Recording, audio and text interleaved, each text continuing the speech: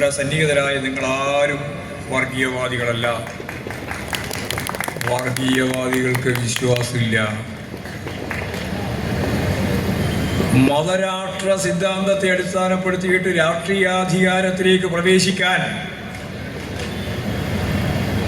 മതത്തെയും വിശ്വാസത്തെയും ഉപയോഗിക്കുന്നവരാണവർ. അവർ വിശ്വാസികളാവണമെന്നില്ല. അവരുടെ രാഷ്ട്രീയ അധികാരത്തിലേക്കുള്ള രംഗപ്രവേശനത്തിനുള്ള ചവിട്ടുപടിയാണ് ഈ വിശ്വാസമെല്ലാം. അവരങ്ങനെയാണ് അതിനെ ഉപയോഗിക്കുന്നത്. ഇപ്പോൾ വി ഡി സതീശൻ എന്ന് പറയുന്ന കേരളത്തിൻ്റെ പ്രതിപക്ഷ നേതാവ് വേറൊരു ജാഥയുമായിട്ട് വരുന്നുണ്ട്. ആ ജാഥയുടെ കാര്യമൊന്നും ഞാനിപ്പോൾ വിശദീകരിക്കുന്നില്ല. പക്ഷേ വി ഡി സതീശൻ ജാഥ ആരംഭിക്കുന്നതിന് തൊട്ട് മുമ്പ് പത്രസമ്മേളനം നടത്തിയിട്ട് പറഞ്ഞത് ജമാഅത്തെ ഇസ്ലാമി എന്ന് പറയുന്നത് വർഗീയ നിലപാടുള്ളവരല്ല എന്ന് ഇന്ത്യയിലെ ഒരു രാഷ്ട്രീയ പാർട്ടി ജമാഅത്തെ ഇസ്ലാമിക്ക് സർട്ടിഫിക്കറ്റ് നൽകുന്നത് ആദ്യ സംഭവമാണ്. ഇത് കോൺഗ്രസിൻ്റെ നിലപാട് ആണോ അല്ലയോ എന്ന് ഇവിടെയുള്ള ഏറ്റവും പ്രധാനപ്പെട്ട നേതാവ് ഇപ്പോൾ കെ സി വേണുഗോപാലിനാണ്. അദ്ദേഹം പറഞ്ഞിട്ടില്ല. പക്ഷെ ആവർത്തിച്ച് പറഞ്ഞുകൊണ്ടിരിക്കുന്നു വി ഡി സതീശൻ. യഥാർത്ഥത്തിൽ വർഗീയതകളെ ഏറ്റവും പ്രധാനപ്പെട്ട ഭൂരിപക്ഷ വർഗീയതയുടെ വക്താക്കളുടെ പട്ടികയിലും വി ഡി സതീശനുണ്ട്. ഗോൾവാൾക്കറുടെ ഫോട്ടോന് മുമ്പിൽ സാഷ്ടാംഗം നമസ്കരിക്കുന്ന കാഴ്ച ഈ കേരളം കണ്ടതാണ്. സുധാകരൻ പറഞ്ഞതാണ് ഞങ്ങളാണ് ശാഖക്ക് കാവലിരുന്നത്. ബി ജെ പിയും ലീഗും കോൺഗ്രസും തമ്മിലുള്ള ഐക്യം കേരളം കണ്ടിട്ടുണ്ട്. കോലീബി സഖ്യം.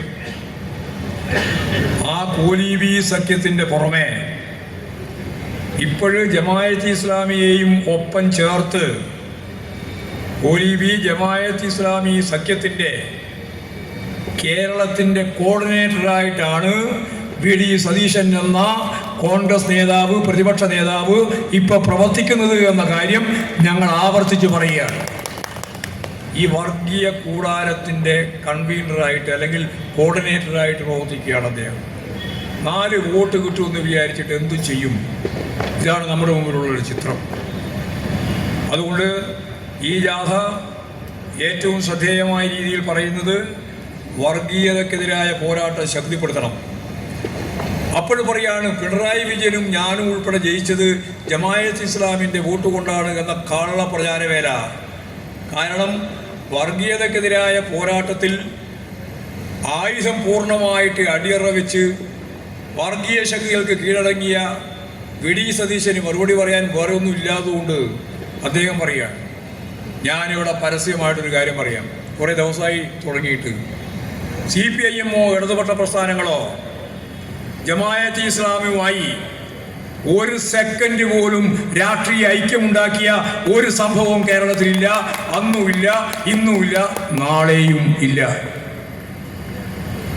എന്നാൽ ഞങ്ങൾക്ക് നന്നായിട്ട് അറിയാം, കുറേ കാലം ഈ ജമാഅത്തെ ഇസ്ലാമി എന്ന് പറയുന്നവർ ഒരു കാര്യം സ്ഥിരമായി പറഞ്ഞുകൊണ്ടിരുന്നു.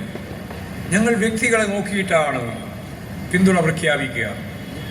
മൂല്യം, വ്യക്തികളുടെ മൂല്യം എങ്ങനെയായത് തിരക്കുന്നതെന്ന് അറിയില്ല.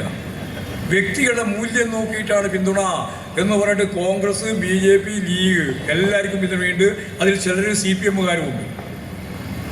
അതൊന്നും ഞങ്ങളുണ്ടാക്കിയ രാഷ്ട്രീയ ധാരണയല്ല, അവർ ഏകപക്ഷീയമായി പ്രഖ്യാപിച്ചതാണ്. ആ പ്രഖ്യാപനത്തിൻ്റെ ഭാഗമായിട്ട് വോട്ട് ചെയ്തിട്ടുണ്ടോ എന്ന് ഞങ്ങൾക്കറിയില്ല. ഇടതുപക്ഷ ജനാധിപത്യ മുന്നണിയെ സ്വാധീനിക്കുന്ന രാഷ്ട്രീയമായ ഒരു സഖ്യവും ഇക്കാലം അത്രയും ജമാഅത്തെ ഇസ്ലാമിയുമായിട്ട് ഞങ്ങൾ ഉണ്ടാക്കിയിട്ടില്ല. അപര നിർമ്മിതിയോടെ ന്യൂനപക്ഷ വർഗീയത ജമാഅത്തെ ഇസ്ലാമി ഉൾപ്പെടെ സജീവമായി, കാസ ഉൾപ്പെടെ ക്രിസ്തീയ മേഖലയിൽ ശക്തിപ്പെട്ട് ഇവരെല്ലാം ചേർന്ന് തെളിനീരൊഴുകുന്ന 44 നദികളുള്ള കേരളത്തിൻ്റെ ഭൂമിശാസ്ത്രപരമായ പ്രത്യേകതയിൽ ഒരു സംശയവും വേണ്ട. ഈ കേരളത്തിൻ്റെ മനസ്സിനെ വക്രീകരിക്കാൻ വിഷലിപ്തമായ ആശയങ്ങൾ ഇവർ ഈ കേരളത്തിൽ കലക്കാൻ ശ്രമിക്കുകയാണ്. ഈ കേരളം ലോകത്തിൻ്റെ മുമ്പിൽ ഉയർന്നു നിൽക്കുന്ന ഏറ്റവും പ്രധാനപ്പെട്ട ഒരു നാടാണ്, ഒരു സംസ്കൃത സമൂഹമാണ്. കേരളം പോലെ ഒരു നാട് ലോകത്ത് വേറെ ഇവിടെ ഇല്ല എന്ന കാര്യം മനസ്സിലാക്കുമ്പോഴാണ് നമുക്കതിൻ്റെ അർത്ഥതലം മനസ്സിലാകുക, വ്യക്തമാകുക. ഇവിടെ സാർവദേശീയ മതങ്ങൾ ഹിന്ദു, മുസ്ലിം, ക്രിസ്ത്യാനി, ഈ 3 മതം ന്യൂനപക്ഷം ഏതാണ്ട് 48% വരും. ഏതാണ്ട് 50-52% ഹിന്ദു. ഇതുപോലെ ജനസംഖ്യാനുപാതമായി ഒരു നാട്ടിൽ വിന്യസിപ്പിക്കപ്പെട്ട അനുപാതത്തെ അടിസ്ഥാനപ്പെടുത്തി ഈ ജനവിഭാഗത്തെ അനുപാതമായി വിന്യസിപ്പിക്കപ്പെട്ട ഒരു നാട്, ഒരു രാജ്യം ഇപ്പോഴും വ്യാപകമായി പ്രചരിപ്പിക്കുന്നു. സനാതന ധർമ്മകാലത്രേ. ഏതാണ് ഇവർ പറയുന്ന ഈ സനാതനകാല ധർമ്മം? ഈ കേരളത്തിൽ എപ്പോഴായിരുന്നു? VMS ഇതിനെ വിശകലനം ചെയ്തിട്ടുണ്ട്. ജാതി, ജന്മി, നാടുവാഴി വ്യവസ്ഥ, അതിൻ്റെ മേലെ ബ്രിട്ടീഷ് ആധിപത്യവും. ഇതായിരുന്നു ഈ കേരളത്തിൻ്റെ വലിയ കൊല്ലം പിന്നോട്ടേക്ക് പോയാലുള്ള ചിത്രം. മനുഷ്യൻ അടിമകളെ പോലെ ജീവിച്ച, അടിമ തുല്യമായ ജീവിതം നയിച്ച കാലഘട്ടം. തൊട്ടുകൂടായ്മയും തീണ്ടിക്കൂടായ്മയും സവർണാധിപത്യത്തിൻ്റെ കാലം.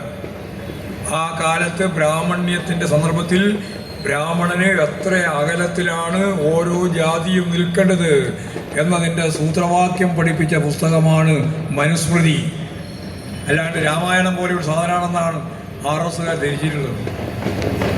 ഈ മനുസ്മൃതിയെ അടിസ്ഥാനപ്പെടുത്തി ജാതി ശ്രേണിയിലെ ഓരോരുത്തരെയും ബ്രാഹ്മണ മേധാവികൾ ആഗ്രഹിക്കുന്നത് പോലെ കൈകാര്യം ചെയ്യാൻ ഉപയോഗിച്ച ഏറ്റവും പ്രധാനപ്പെട്ട ആദ്യ സ്മൃതിയായിരുന്നു, പിന്നീട് മനുസ്മൃതിയായിരുന്നു. ഇതാണ് നമ്മുടെ മുമ്പിൽ പഴയ കാലത്തിൻ്റെ മഹാത്മ്യം പ്രകടിപ്പിക്കുന്ന RSകാരും BJPക്കാരും പറയുന്നത്. അതുകൊണ്ടാണ് ഞാൻ പറഞ്ഞത് ജീർണമായ ഒരു ഭൂതകാലമായിരുന്നു.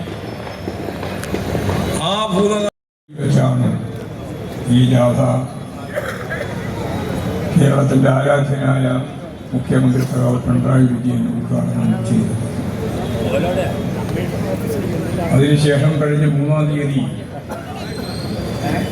തൃശ്ശൂർ, ആലപ്പുഴ, കൊല്ലം ഇവിടെ എത്തുന്നതാണ്. അതുകൊണ്ട് തന്നെ എല്ലാ സ്നേഹാദരവുകളും നോക്കി നിങ്ങൾ അഭിവാദ്യം ചെയ്യുകയും അതുപോലെ തന്നെ അദ്ദേഹം ഇവിടെ വന്ന് തുടങ്ങുന്ന സമയത്ത് സാഹോദര്യം വെച്ചിരുന്നുകൊണ്ട് നിങ്ങൾ അതിന് വേണ്ട എല്ലാ പ്രാധാന്യവും നൽകിക്കൊണ്ട് മാത്രമേ തിരിച്ചു പോകാൻ പാടുള്ളൂ എന്നും വിനീതമായി അഭ്യർത്ഥിക്കുക.